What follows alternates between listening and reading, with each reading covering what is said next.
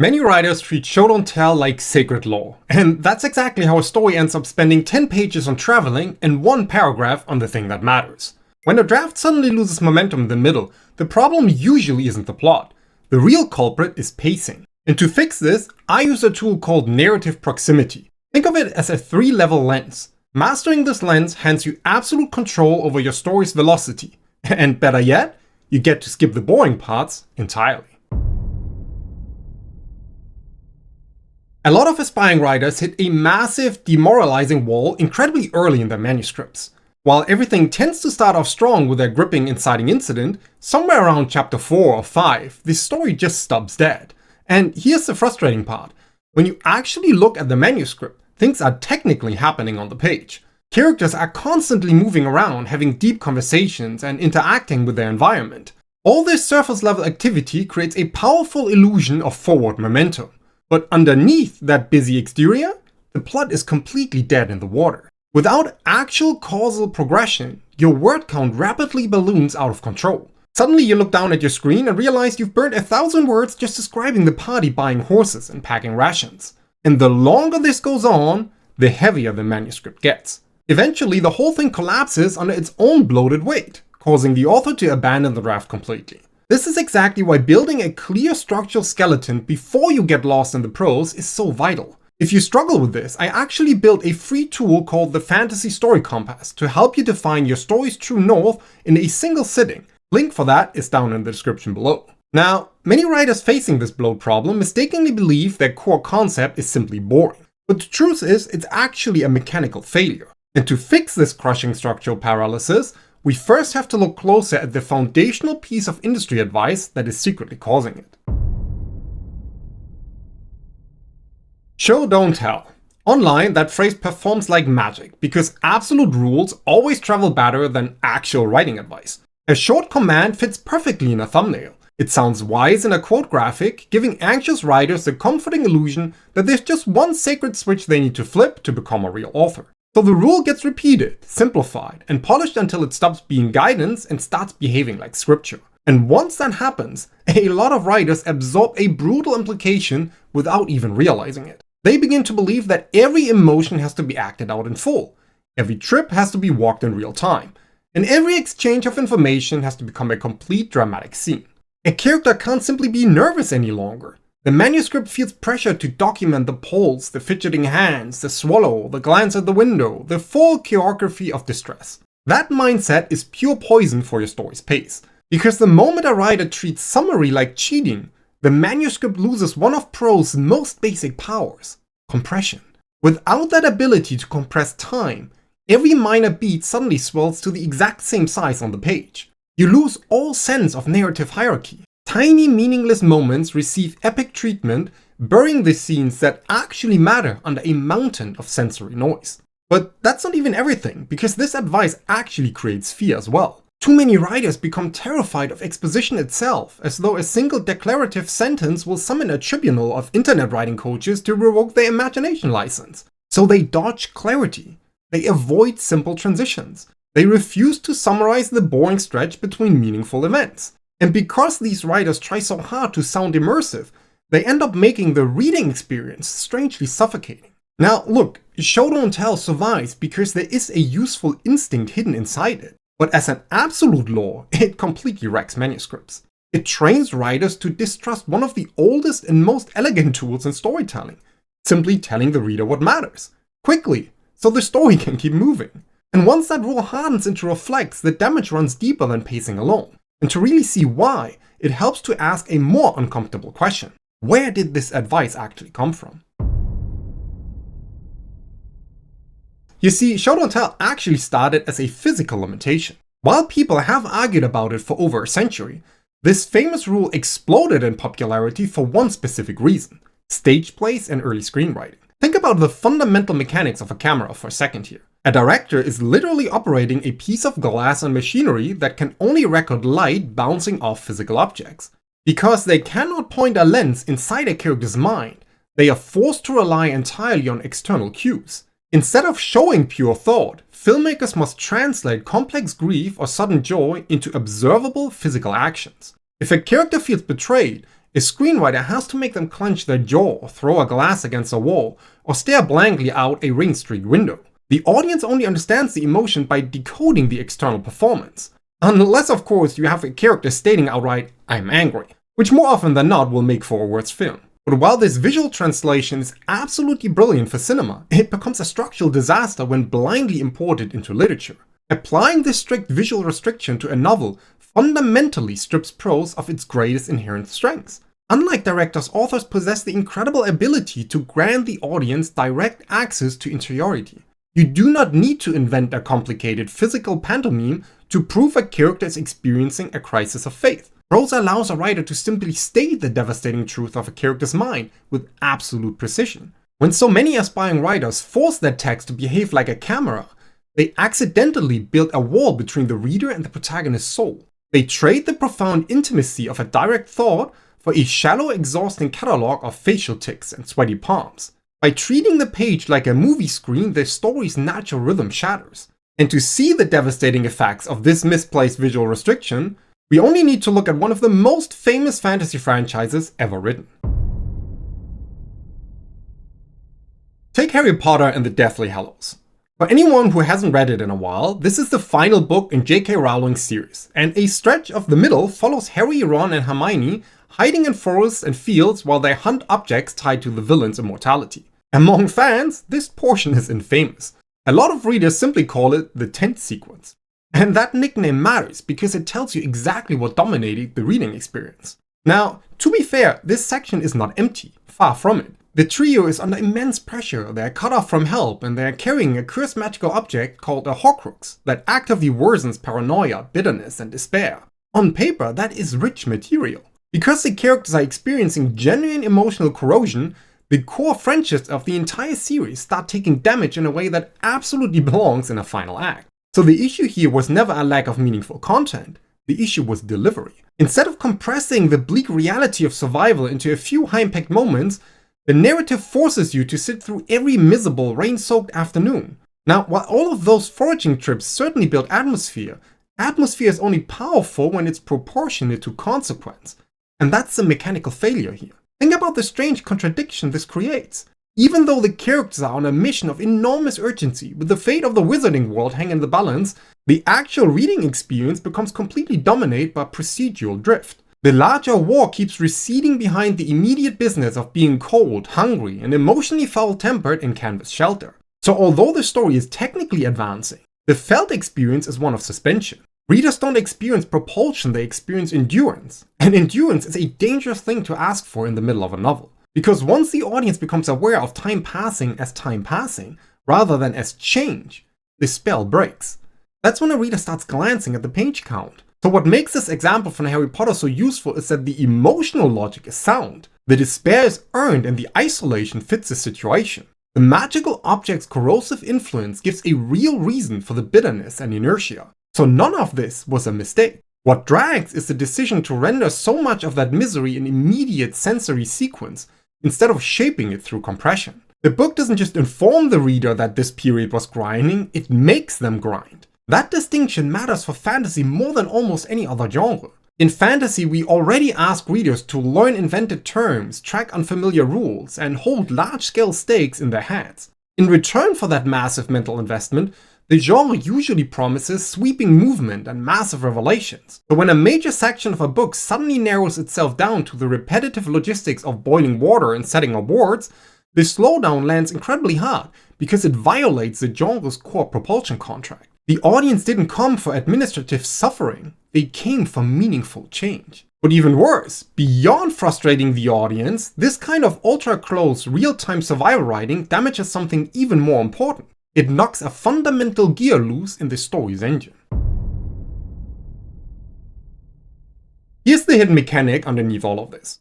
Rendering a scene in immediate sensory real time is expensive. Not emotionally expensive, structurally expensive. Every step described, every hand movement tracked, every glance translated into prose cost words, and words cost attention. That trade can be absolutely worth it when the scene contains pressure. When a choice is forming, when a secret is about to break loose, when two desires are colliding in the same room.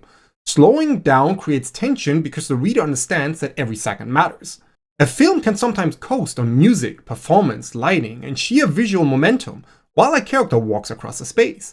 A novel has no such luxury. On the page, time is built out of sentences. So if a writer decides to make the audience live through 10 minutes of unopposed travel, camp setup, meal preparation, or corridor crossing in full sensory fidelity, the book is asking the reader to pay intense attention to a sequence that offers almost no return. Pacing isn't about speed, it's about proportion.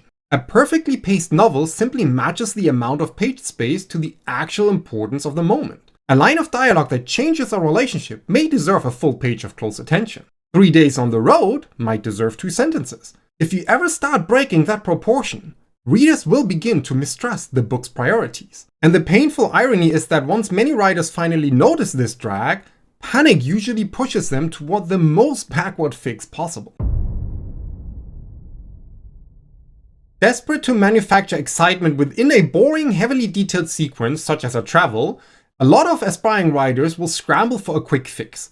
They look at the characters endlessly walking through a dense forest and decide the scene simply needs more energy. So they awkwardly force a random bandit attack into the middle of the road. While this might look like a sudden burst of momentum, it's really just a desperate band-aid. The writer essentially paused a boring hike to insert a massive combat sequence, only to resume the exact same boring hike immediately afterward. That is the ultimate definition of narrative impotence. Readers possess an incredibly radar for authenticity. They intuitively know when a scene is burning calories just to distract them from a stagnant plot. So these superficial explosions severely damage the reading experience because they distract the reader from what I call the emotional waypoints of the story. An emotional waypoint requires a character to make an irreversible choice that shifts their internal worldview or their external trajectory. Meaningful narrative movement demands a heavy toll. Random violence out in the woods, however, rarely demands that kind of profound psychological cost. And the tragic irony is that writers often borrow this specific band-aid directly from the world of movies and television. A film director can absolutely get away with throwing a sudden explosion or a stunning visual spectacle at the audience to mask a weak spot in the script. Cinema thrives on kinetic sensory overload, but attempting to replicate that purely visual adrenaline on the printed page only deepens the real-time trap. Prose simply operates on a fundamentally different energetic frequency than film. This is why identifying your story's true skeleton is so vital before you try to manufacture tension. And with the Fantasy Story Compass, you can distill your plot into a powerful logline that acts as a weapon against this kind of aimless drafting. You can still find out more via the link in the description below. Now, with that said, to genuinely fix the foundational pacing issues dragging your story down, a massive paradigm shift is required. While it might look like a rigid binary choice between showing and telling, it is in fact a sliding scale of psychological intimacy. Now, the literary world usually calls this psychic distance, a fancy way of measuring exactly how close the narration sits to a character's actual consciousness. And to understand what this actually means, think for a moment about how physical proximity works in the real world. When you press your face directly against a massive painting, you see every individual brushstroke and ridge of dried oil. You experience incredible texture right in front of your eyes, but you completely lose the ability to comprehend the wider image of the overarching narrative of the artwork. To understand what the painting is actually communicating, you have to purposefully take a few steps back. Prose operates on the exact same spatial principle. There's a massive practical problem with how traditional psychic distance is taught, however. Academics usually divide it into 5 highly specific intervals. For a working novelist trying to draft a scene, juggling 5 different intervals creates instant cognitive overload. The difference between those intermediate steps is so minimal often that it stops being a helpful tool and turns into a purely academic debate. So moving beyond this academic bloat unlocks a massive, highly specific structural tool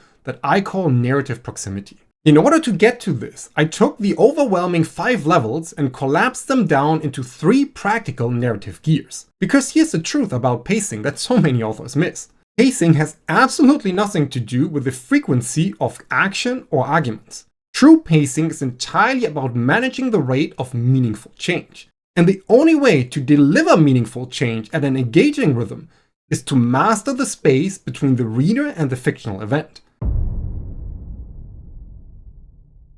The first and most distant gear in this system is the observer.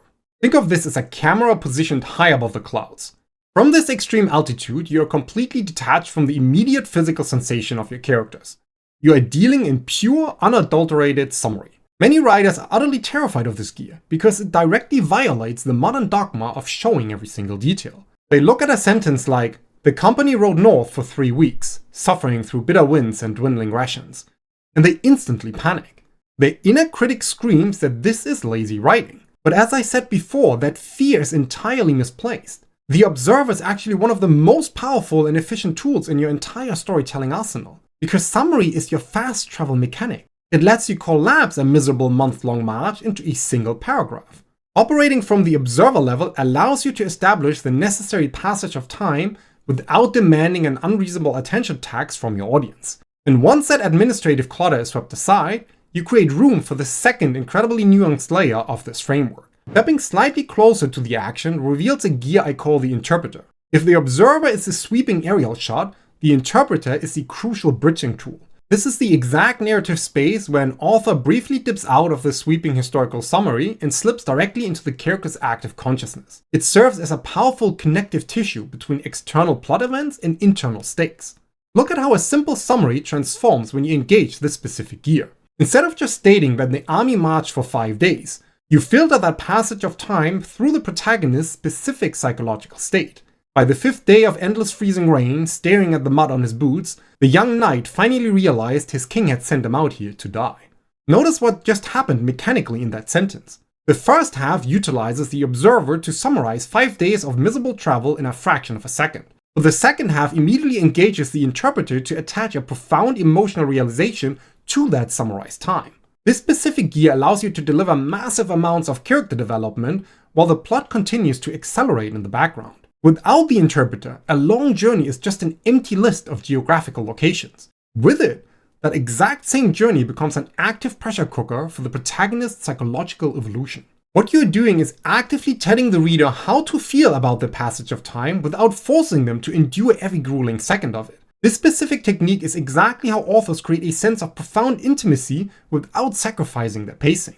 The audience feels deeply connected to the protagonist's soul precisely because the narrative stripped away all the distracting physical noise. And by managing that emotional bridge so efficiently, you save your most potent narrative energy for the moments that truly require it.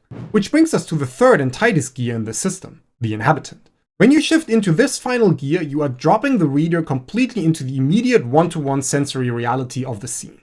The narrative camera is pressed directly against their skin.